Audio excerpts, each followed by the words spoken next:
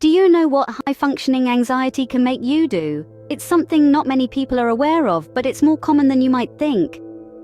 High-functioning anxiety is like a masked intruder, hiding behind the veil of productivity.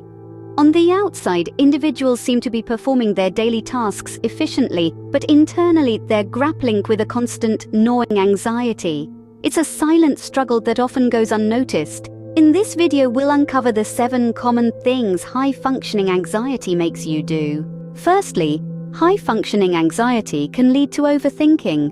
Imagine a simple scenario: choosing what to wear for a casual outing.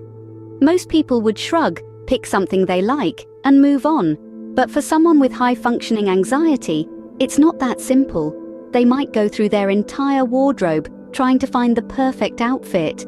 They might worry about the weather, about whether their choice is appropriate, about how they will be perceived. It's a hurricane of thoughts for a decision that should be straightforward. This overthinking isn't limited to just wardrobe choices. It's a part of their everyday life, from work decisions to social interactions. It's like a constant background noise causing unnecessary stress and worry. This mental chatter can be exhausting, leading to a constant feeling of being on edge. So the first sign is overthinking, but it doesn't stop there. Secondly, high-functioning anxiety often drives people to perfectionism. This type of anxiety can manifest as a relentless pursuit of flawlessness. It's like a nagging voice in the back of your mind, constantly pushing you to do better, to be better. Quite often, it's this drive that makes high achievers out of individuals with high-functioning anxiety. Sounds like a good thing, right? But here's the catch. This pursuit of perfection can often lead to burnout. It's a relentless cycle. You strive for perfection, but perfection is an unattainable standard, so you're always falling short. This constant feeling of not being good enough can lead to exhaustion, both mentally and physically. Perfectionism isn't about high standards. It's about never feeling satisfied, always feeling the need to do more, to be more. It's an exhausting way to live, and it can take a serious toll on your mental health. Perfectionism is the second sign, but there's more to it. Thirdly, high-functioning anxiety can make it hard for you to say no. This is a common trait among those with this type of anxiety. You see, they find themselves in a constant struggle to decline requests or commitments.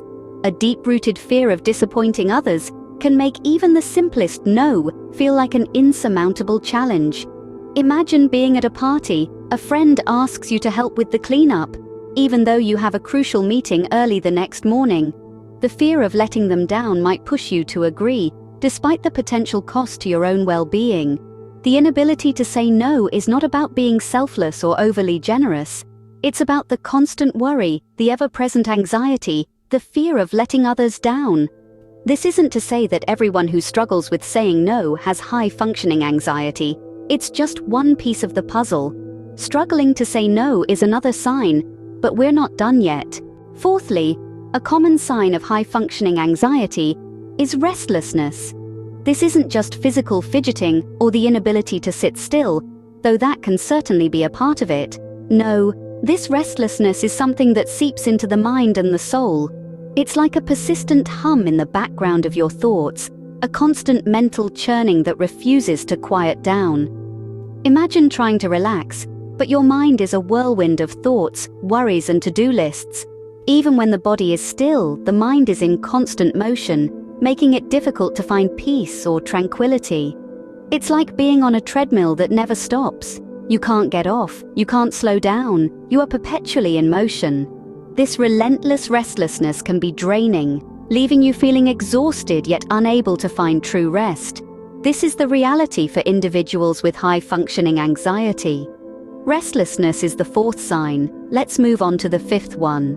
Fifthly, high-functioning anxiety can lead to procrastination. The constant worry and fear of failure or not achieving perfection can be overwhelming.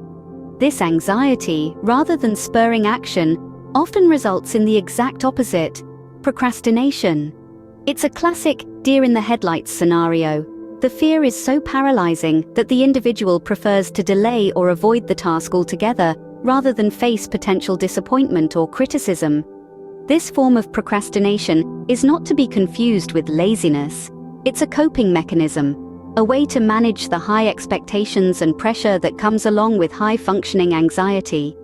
The individual is not avoiding work because they don't want to do it, but rather because the fear of not doing it perfectly is too great.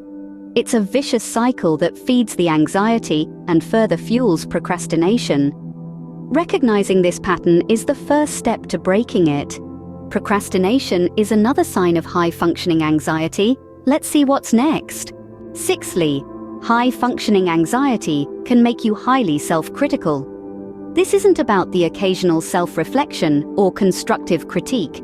It's about a constant, harsh inner voice that's always ready to point out your every shortcoming, your every mistake, your every not good enough. Imagine you're at the helm of a ship, navigating a stormy sea. But instead of a helpful crew, you have a relentless critic, never missing an opportunity to belittle your efforts, always reminding you of how you could have done better. That's what it's like living with high-functioning anxiety. These individuals often feel like they're never doing enough, no matter how hard they work or how much they achieve.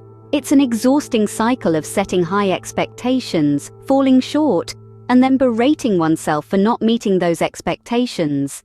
Remember, it's okay to strive for improvement, but constant self-criticism can be detrimental to your mental health.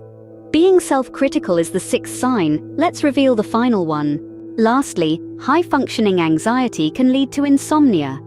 A mind that's always on the go, constantly worrying and overthinking, can make it incredibly difficult to shut off and get some rest.